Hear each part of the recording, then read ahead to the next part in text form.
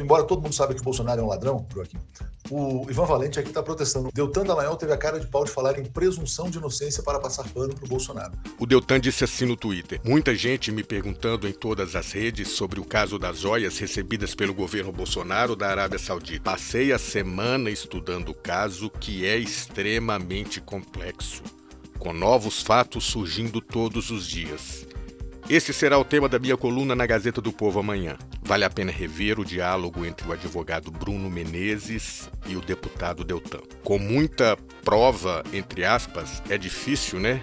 Se fossem só, entre aspas, convicções, faz um PowerPoint para explicar, disse o Bruno Seligman de Menezes.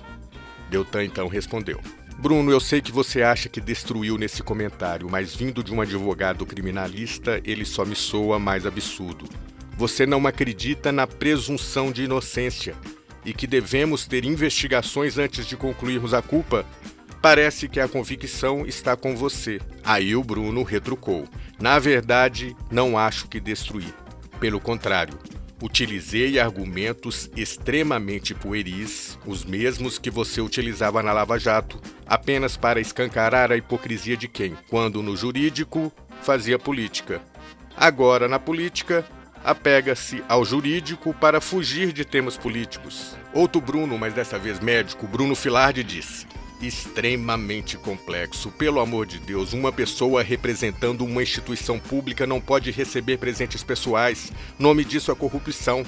Sejam joias ou imóveis. O resto é conversa para defender o indefensável. O André Rochadel também comentou o tweet do Deltan.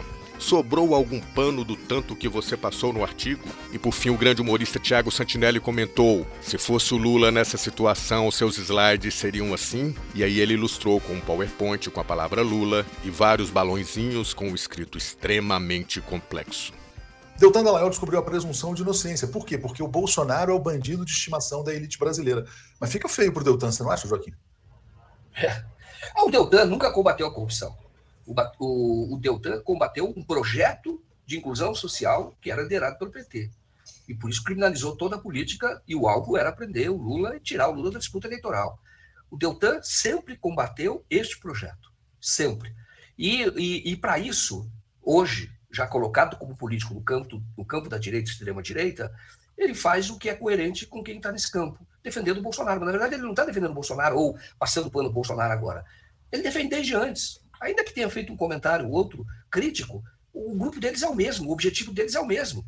Quando houve esse avanço contra o projeto, que eu digo que é um projeto de inclusão social, essas forças todas se uniram. Então você teve Faria Lima se uniu, aí você teve a direita concurseira, que é o Deltan, que ocupam postos de Estado, o Sérgio Moro se uniu, os militares se uniram, milícia se uniu, todos eles estavam de um mesmo lado para derrubar um governo eleito constitucionalmente e mais, depois impedir que voltasse em 2018. Para quê? Para que, por exemplo, a refinaria Landulfo Alves fosse entregue por um grupo estrangeiro pela metade do preço. E outras, a BR Distribuidora, que foi no tempo do Temer, e outras empresas que foram privatizadas. O saque, seja na forma do próprio patrimônio do povo, adquirido por um preço inferior, ou seja, fazendo mudanças estruturais que tornam o custo do trabalho. Por exemplo, o trabalho é considerado um custo, a empresa tem, quanto eu vou gastar com o trabalho. Economiza, reduz o custo, foi isso que aconteceu. Se você olhar os dados, a massa salarial, essa participação da economia brasileira caiu. Isso é consequência da ação do Deltan Dallagnol, da ação do Moro, e todos eles estavam juntos. Então, é muito coerente que o Deltan, participando para o Bolsonaro, o eleitor é o mesmo. Não custa lembrar, né, Joaquim, como o Sérgio Moro ficou feliz quando foi condecorado pelo Michel Temer, um dos políticos mais corruptos da história da humanidade.